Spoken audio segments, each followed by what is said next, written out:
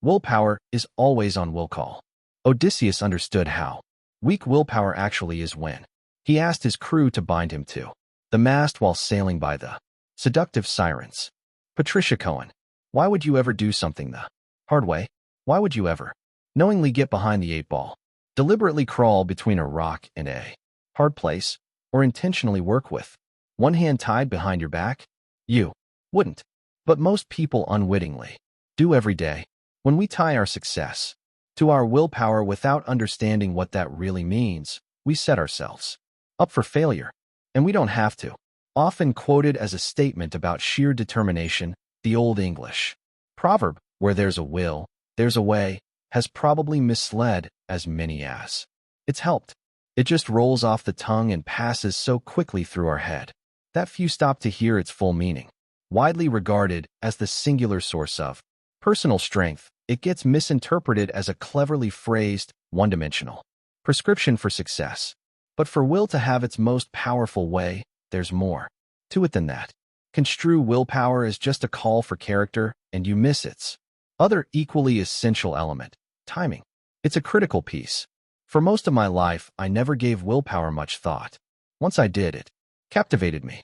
The ability to control oneself to determine one's actions is a pretty powerful idea. Base it on training, and it's called discipline. But do it because you simply can.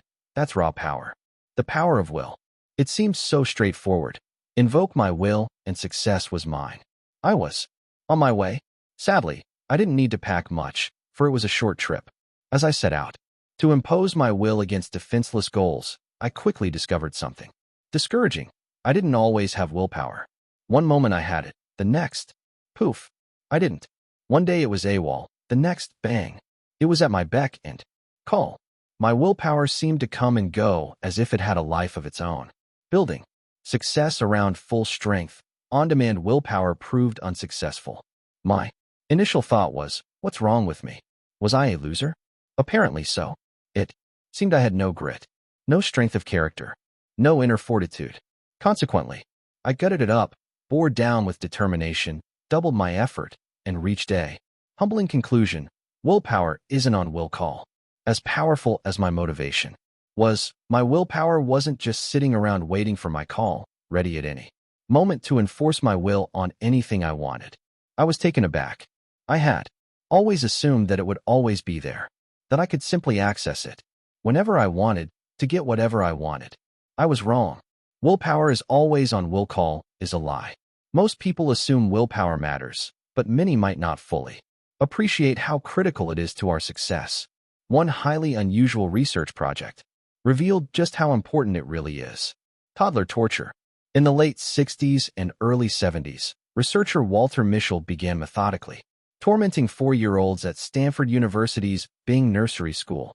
More than 500 children were volunteered for the diabolical program by their own parents, many of whom would later, like millions of others, laugh mercilessly at videos of the squirming, miserable kids. The devilish experiment was called the marshmallow test. It was an interesting way to look at willpower. Kids were offered one of 3 treats, a pretzel, a cookie, or the now infamous marshmallow. The child was told that the researcher had to step away, and if he could wait 15 minutes until the researcher returned, he'd be awarded a second treat. 1 treat now, or 2 later. Mischel knew they'd designed the test. Well, when a few of the kids wanted to quit as soon as they explained the ground rules, left alone with a marshmallow they couldn't eat, kids engaged in all kinds of delay strategies, from closing their eyes, pulling their own hair, and turning away, to hovering over, smelling, and even caressing their treats. On average, kids held out less than 3 minutes, and only 3 out of 10 managed to delay their gratification until the researcher returned. It was pretty apparent most kids struggled with delayed gratification. Willpower was in short supply. Initially, no one assumed anything about what success or failure in the marshmallow test might say about a child's future. That insight came about organically.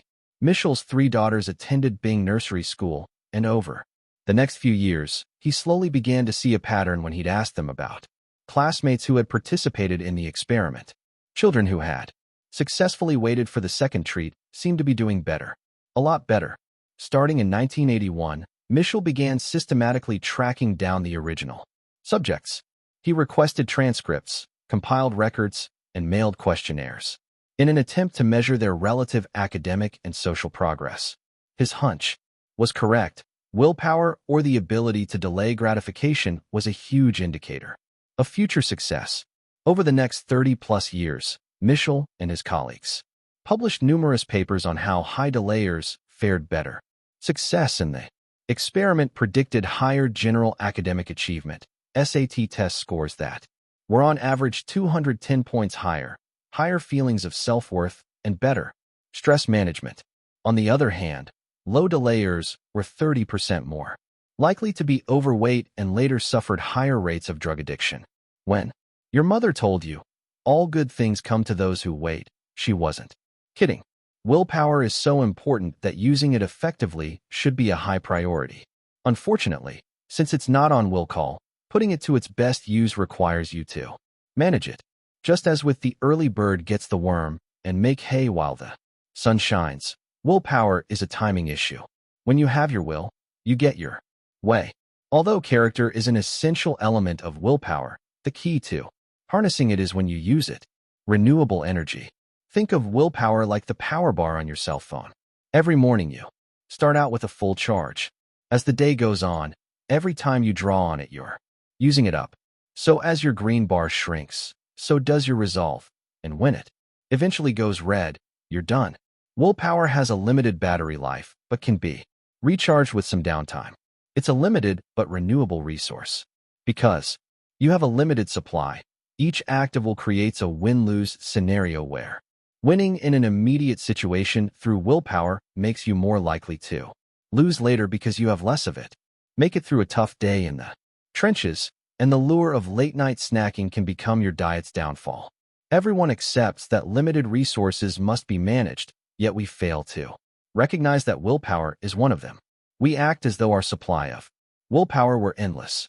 As a result, we don't consider it a personal resource to be managed, like food or sleep. This repeatedly puts us in a tight spot, for when we need our willpower the most, it may not be there. Stanford University Professor Baba Shiv's research shows just how fleeting our willpower can be. He divided 165 undergraduate students into two groups and asked them to memorize either a 2-digit or a 7-digit number. Both tasks were well within the average person's cognitive abilities, and they could take as much time as they needed. When they were ready, students would then go to another room where they would recall the number. Along the way, they were offered a snack for participating in the study. The two choices were chocolate cake or a bowl of fruit salad, guilty pleasure or healthy treat. Here's the kicker. Students asked to memorize the 7-digit number were nearly twice as likely to choose cake.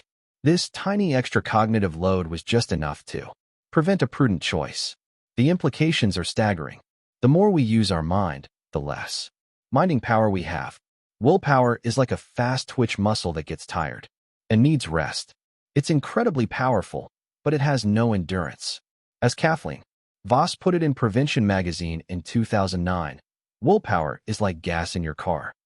When you resist something tempting, you use some up. The more you resist, the emptier your tank gets until you run out of gas. In fact, a measly 5 extra digits is all it takes to drain our willpower dry. While decisions tap our willpower, the food we eat is also a key player in our level of willpower. Food for thought. The brain makes up L/50th of our body mass, but consumes a staggering 1/5 of the calories we bum for energy.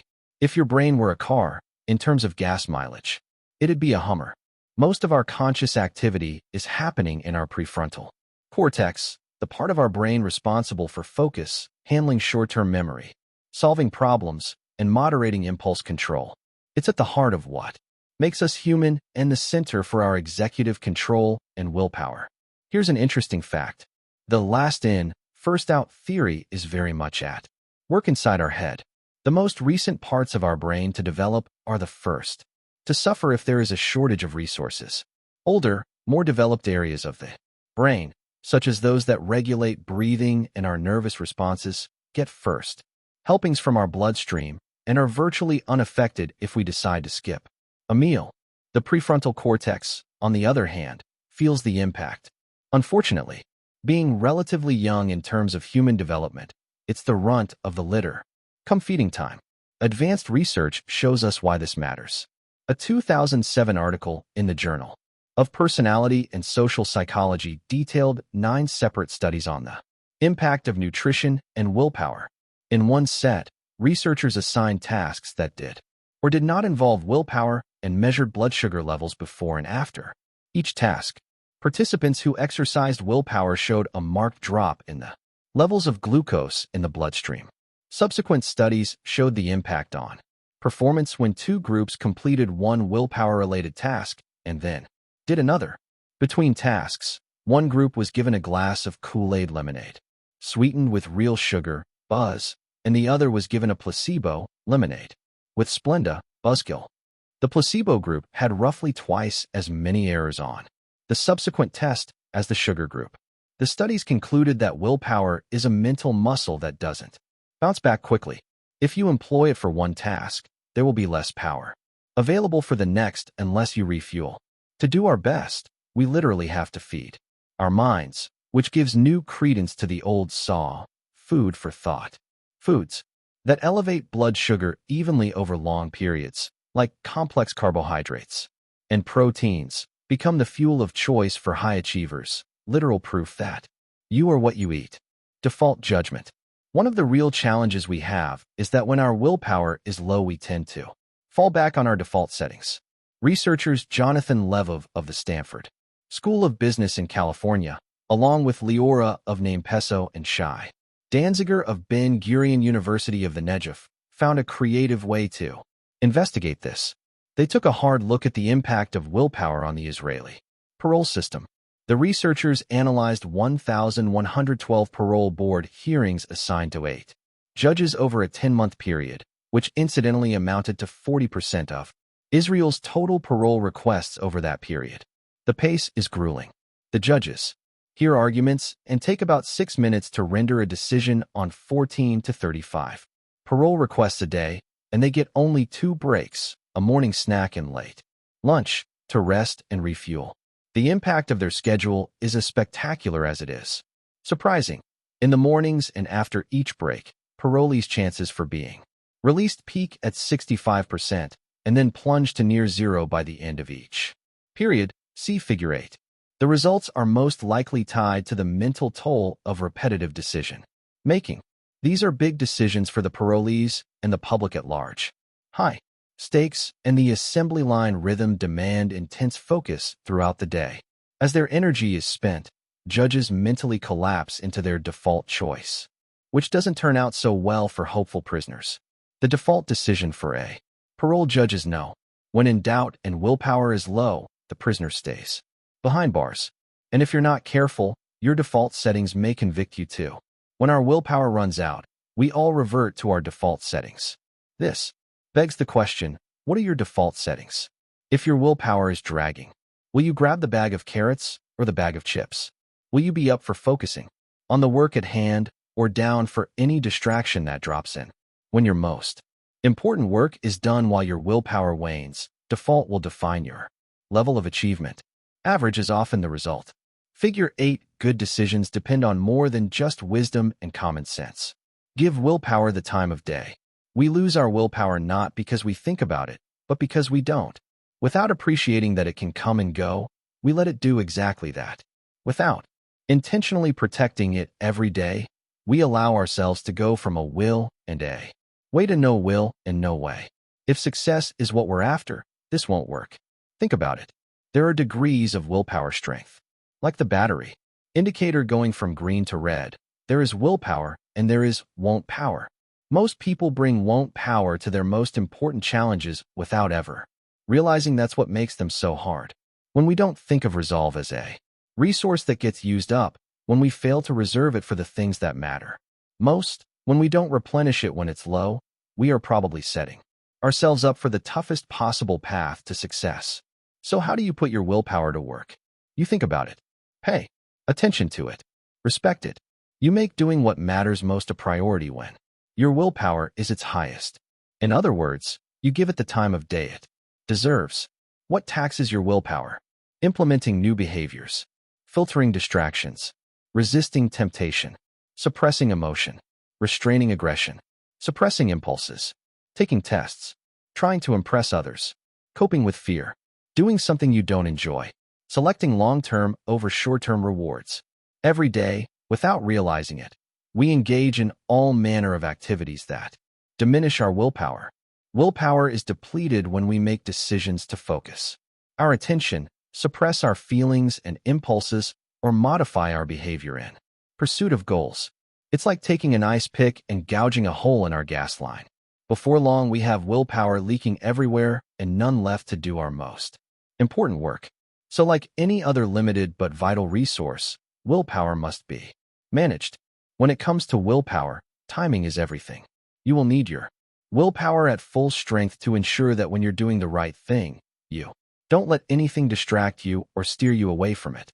Then you need enough willpower the rest of the day to either support or avoid sabotaging what you've done. That's all the willpower you need to be successful. So if you want to get the most out of your day, do your most important work, your one thing, early, before your willpower is drawn down.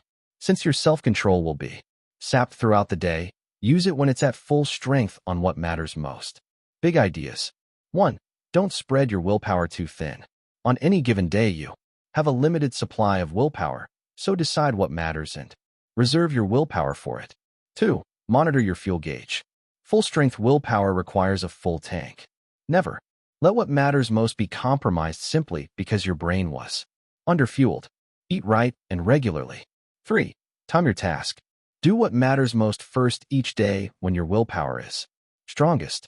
Maximum strength willpower means maximum success. Don't fight your willpower. Build your days around how it works and let it do its part to build your life.